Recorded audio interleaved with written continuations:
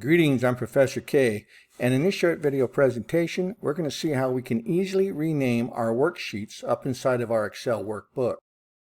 So in this example, I have three worksheets. Worksheet number 1 is for employee data. Worksheet number 2 is my monthly budget. And worksheet number 3 just contains miscellaneous data. To rename any worksheet inside of your workbook, just go on down here to the worksheet, right-click, and from the context menu, you're going to select Rename.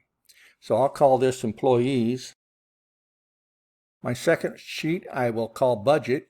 I'll right-click on it, select Rename from the context menu. And my third sheet, I'll just call that Data.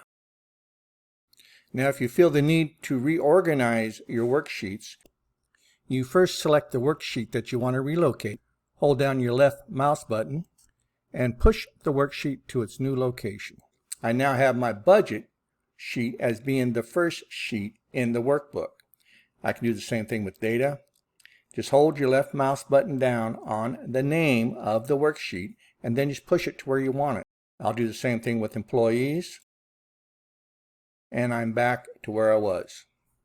And so in this short video presentation, you learned how to easily rename your Excel sheets inside of your Excel workbook. You also learned how to reorganize your worksheets in the order in which they appear. I'm Professor K. Thanks for watching, and I'll see you in my next video.